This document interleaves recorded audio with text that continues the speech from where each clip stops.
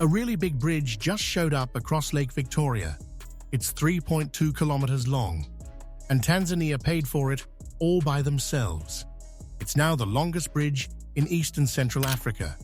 They didn't need to borrow money from anyone, and nobody helped them build it. How did Tanzania do this all alone? Why did they do it now? And what does this mean for Africa? Let's find out. Nobody thought it would be this huge. Nobody thought it would open this fast. But on June 19, 2025, right after the sun came up, thousands of people from Tanzania stood together near Lake Victoria. They were watching something amazing rise up from the morning fog. The bridge didn't need fireworks or fancy celebrations. Just seeing it there, stretching across the water like a giant backbone, was louder than any big explosion. Kids climbed on rooftops to see better. People left their shops. Local fishermen, some who had never left their villages before, just stood there quietly, watching cars drive across, something they had only heard stories about. In a country where building things usually takes much longer than planned, this felt like magic. The John Pombe Magufuli Bridge, a name everyone was suddenly talking about, wasn't just a drawing on paper anymore. It was real, it was solid, and it had appeared quietly, then all at once. What made this moment so exciting wasn't just how big the bridge was. Even though at 3.2 kilometers, it is now the longest in East and Central Africa. It was the huge difference between what was there before, nothing but unreliable ferry boats, and what people could see now. One day, people were wasting hours waiting in still water. The next day, they were crossing the lake in just a few minutes, with their windows down, music playing, waving goodbye to the old, slow way of traveling. The news reporters rushed to cover the story, but even experienced journalists had trouble keeping up. Some called it a miracle of African engineering. Others whispered that it felt fake, too perfect, too sudden. One foreign reporter was heard saying, "I thought this kind of thing only happened in Asia or Europe. Not here, not now." But it did happen. And it didn't happen in the capital city, not in Dar es Salaam or Arusha, but in the lake area that people often forgot about. That alone felt important. The place that nobody paid attention to had become the main story. And then there was the name Magufuli. For some people, it brought back memories of big dreams, arguments, and determination. For others, it was a quiet reminder that when presidents die, their big ideas don't die with them. They sometimes turn into steel and concrete. Naming the bridge after the former president wasn't just for show, it was a way to honor him. It was a message that this wasn't just a one-time thing. It was continuing his work. It was finishing what he started. When President Samia Suluhu Hassan walked across the bridge during the opening ceremony, she didn't promise a miracle. She didn't need to. The bridge itself was the proof. She simply said the bridge was now open, and the crowd went crazy. Not fake clapping, but real contagious celebration. It was the sound of a country watching itself do something extraordinary. But among all the cheers and camera flashes, one question was louder than everything else. Where did the money come from? There were no donor signs, no aid banners, no foreign country flags waving in the background. All the usual signs of international help were missing. And that made people raise their eyebrows, not just in the crowd, but across the whole continent. Because if Tanzania had built this on their own, with no loans or hand-holding, then this wasn't just an amazing engineering project, it was a threat to the old way of doing things. So how did they do it? Where did the money come from? And why has nobody done this before? Behind closed doors, regional experts weren't amazed by the engineering. They were trying to figure out the money, because pulling off a $300 million project without loans in a developing country was frankly unheard of. It challenged the idea that Africa must borrow money to build things. And it destroyed the story that countries must always give up some control to stay stable. The truth is, Tanzania did something radical. They completely changed how they handled their budget to make room for something big without waiting for permission from anyone. In a series of quiet moves over several years, the government took money from inside the country, much of it from gold, farming, and taxes, and put it into a protected fund just for infrastructure. No flashy press conferences, no donor meetings, just paperwork, patience, and persistence. According to leaked government budget papers from 2022 and 2023, some big imports were temporarily put on hold to free up cash. Some subsidies were quietly cut. Construction projects that weren't critical were paused. Hiring more government workers was delayed. Not forever, but long enough to make the bridge the top priority. The idea was simple: spend once, spend smart, and own it completely. President Samia Suluhu Hassan didn't campaign on this kind of economic independence. But after taking over the big dreams of her predecessor and watching debt problems rise across Africa, she chose a different path. Instead of asking what the country could afford, she asked what it could reimagine. What makes this even more rebellious is that it wasn't just about avoiding loans. It was about avoiding the strings that come with them. In typical big African infrastructure projects, international lenders control timelines, hire foreign inspectors, bring in outside workers, and often demand private sector deals in exchange for money. Tanzania walked away from all of it. The bridge was built not just with local money, but on local terms. The Magufuli Bridge is, in that sense, a financial firewall. It kept out the endless meetings, the loan conditions, the policy suggestions disguised as advice. It protected the project from money value risks, currency changes, and political pressure. That control, silent and unadvertised, might be the most powerful part of the story. But this quiet revolution wasn't just about budgets and balance sheets. The decision to fund the bridge independently has spread outward. It's changed how Tanzanians see public money.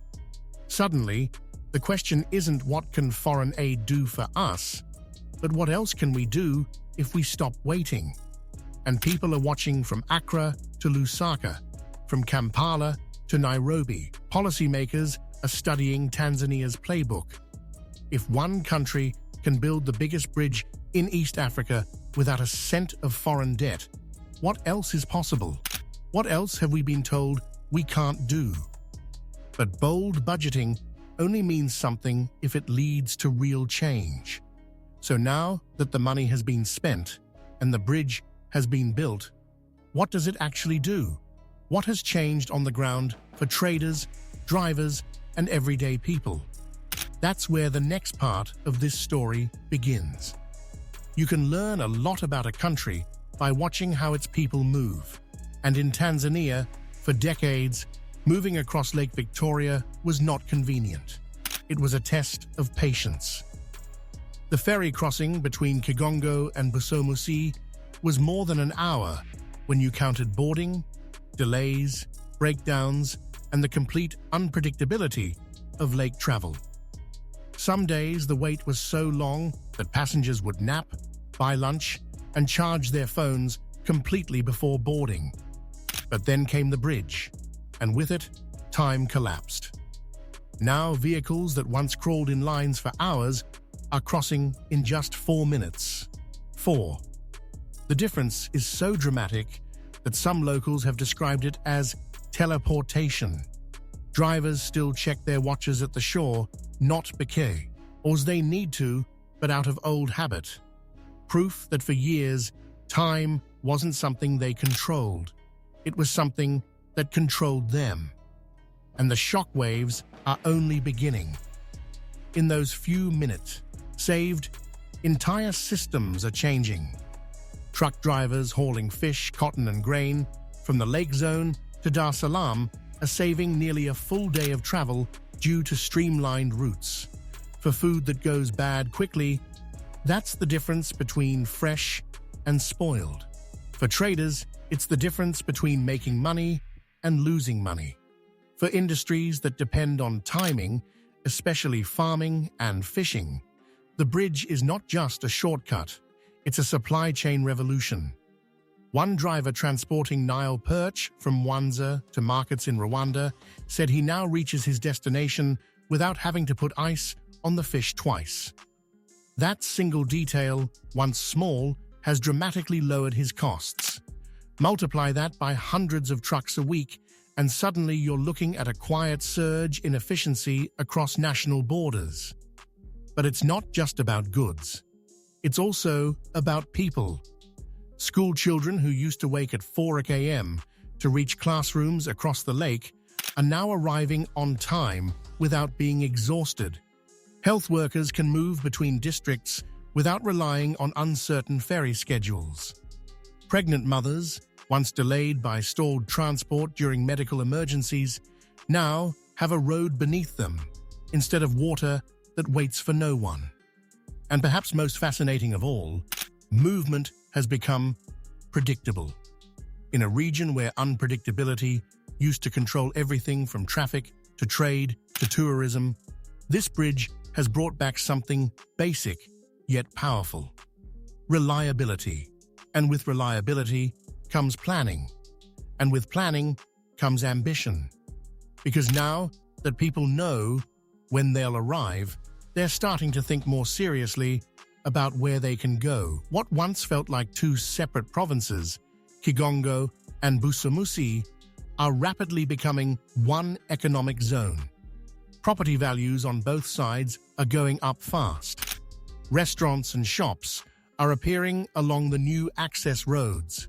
New transport routes are being planned that connect Tanzania more directly with Uganda, Rwanda, and the DRC, turning the bridge into more than just local infrastructure. It's becoming a continental corridor. Some regional planners are already calling it Africa's shortest long-distance trade route, a poetic way of saying that 4 minutes of road have done more to speed up cross-border business than years of policy negotiations. And it's not just trucks and tourists benefiting.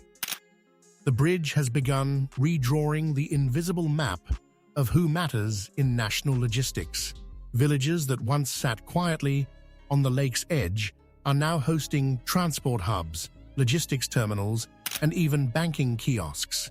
Places that were once passed over are now being passed through and, more importantly, profited from. But behind the smooth traffic and stunning efficiency, another force is rising: opportunity. If this bridge has become a machine for movement, then what it's moving most powerfully may not be cars or goods, it's jobs. And that's where we're heading next. Every bridge carries weight, but not every bridge carries promise. The Magufuli Bridge, however, is not just bearing the load of vehicles, it's carrying the weight of expectation. And nowhere is that clearer than in the ripple effect of employment, business, and local transformation now spreading from both ends of the structure. The first signs were subtle.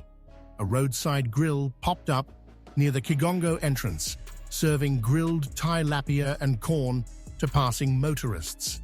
Then came a tire repair station, then 2, then 5. Before long, the area that had once been little more than a dusty docking zone for slow ferries became a hive of business energy. These weren't planned economic zones with foreign investors and 5-year development blueprints. These were instant economies built by Tanzanians for Tanzanians, with nothing but location and possibility as capital. But the shift didn't begin when the bridge opened. It began years earlier during its construction. Over 1,500 Tanzanians were employed during the project, many of them in roles previously reserved for foreign workers: surveyors, welders, structural analysts, and drone operators. Chinese firms were hired to build, yes, but under strict conditions: train local staff, transfer skills, leave behind more than steal.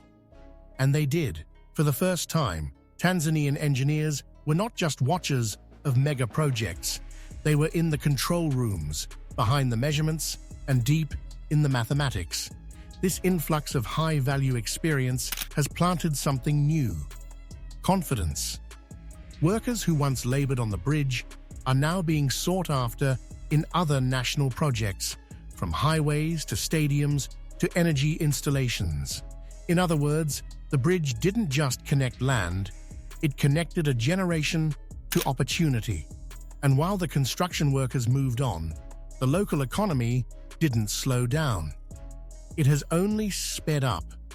With travel time across the lake slashed to mere minutes, small-scale traders and service providers are now setting up along what's fast becoming a new economic artery. Markets are springing up spontaneously, selling everything from fresh produce to electronics, clothing to construction materials. Every hour the bridge remains open, it pumps revenue into communities once paralyzed by distance. But the most surprising transformation is perhaps in tourism. What was once a detour too far from major circuits is now a logical stop for anyone heading to Serengeti, Rubondo Island, or the greater Lake Victoria Basin. Domestic tourists, long neglected in regional tourism planning, are rediscovering their own country in ways made possible only by this bridge. For many middle-income Tanzanians, weekend trips that were once too complex now require no more than a full tank and a bold spirit. Lodges are expanding, guest houses are booking out, tour companies are designing entirely new itineraries around the Magufuli Bridge, treating it not just as infrastructure, but as a destination.